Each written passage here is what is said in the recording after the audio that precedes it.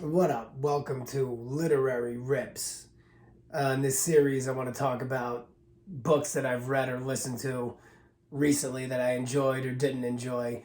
Generally, I tend to enjoy the books that I read because I won't waste my time. If I start one, I'll just stop it. If it doesn't catch my interest, I'll move on. So, the book I want to talk about today is from S Craig Zahler. Some people might know from his film work, but he's also written 6 novels and a comic book as well, graphic novel, they call it. If you've heard me before talk about comics versus graphic novels, the term graphic novel was created by journalists to make themselves feel important when they read comic books. It's that simple. Anyway, this is the book, The Slanted Gutter by S Craig Zahler. I actually read it on a Kindle, which I almost never do. I'll get into that a little bit later in this video. But let me read you the synopsis of the book real quick. This is the blurb, what's on the back of the book, or when you look it up on ebooks.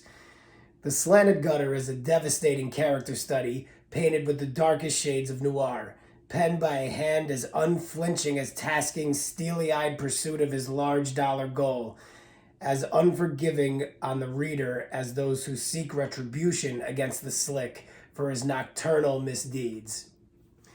It's pretty vague, but that is a good description, actually, of what the book's about. I'm going to try and keep this vague as well and not do any spoilers. Maybe, maybe not. Sometimes I like to just go in totally raw on a book. So maybe you want to just stop listening now. Anyway, it's about a guy who calls himself the entrepreneur. His name is Darren Tasking, and more or less he runs high-end brothels, gambling houses and brothels, and more or less what he likes to do to get the really good-looking prostitutes and really high-end prostitutes at these massage parlors, or they just call them parlors. They don't call them massage parlors. It's like a gambling house, and the girls are there as well. He likes to trick them with little schemes. He'll introduce himself originally to the girl, whether she's an escort or a stripper or whatever, and he gives them his card and says he runs a parlor, quote unquote, and then they decide, usually, fuck you, you creep, this, that, and the other thing. But then maybe a week or so later, he somehow schemes and forces them into a situation that makes them question what they were doing or just fucks with their livelihood. And then, of course, generally they end up calling him back always. It's very elaborate, some of the schemes, and that's kind of what makes the book. I'm assuming that's where Zoller kind of came up with the idea. The book takes place, I believe, in a fictional city called Crown City in Florida. It's supposed to be South Florida. It's a composite of Miami, where he's from, I believe.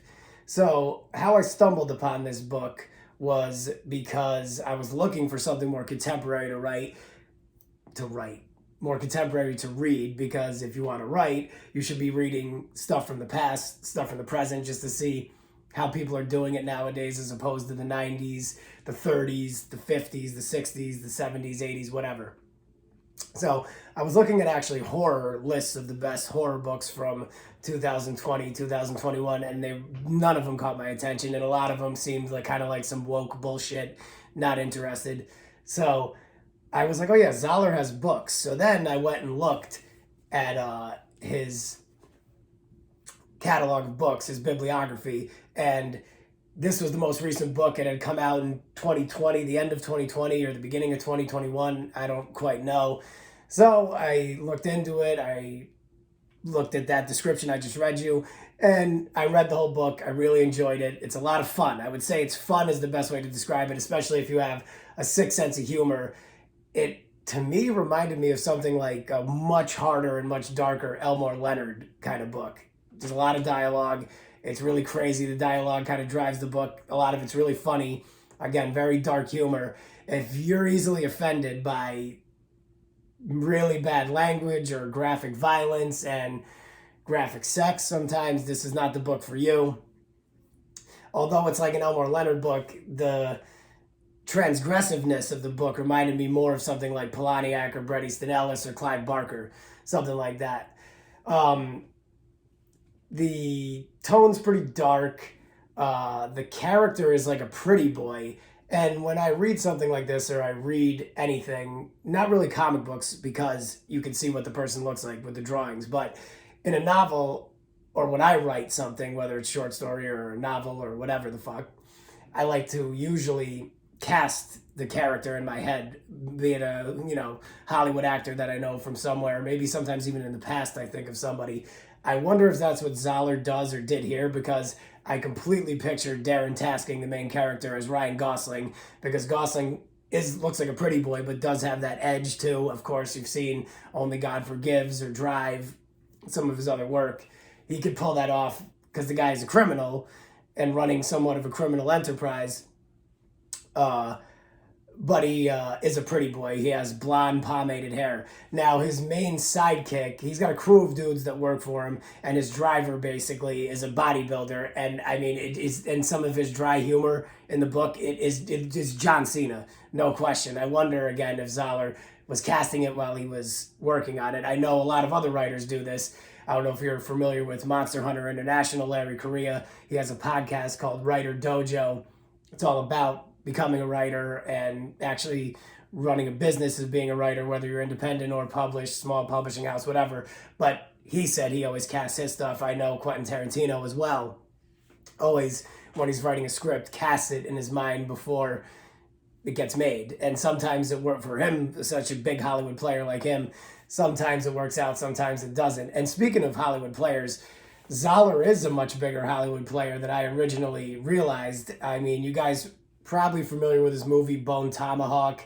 Maybe you're familiar with his movie Brawl in Cell Block 99. And his most recent work came out in the beginning of 2019, I think, called Dragged Across Concrete. Now, with these movies, the first one, Bone Tomahawk, had Patrick Wilson, Kurt Russell, fucking Richard Jenkins was in it. There's more people than that. What's his name?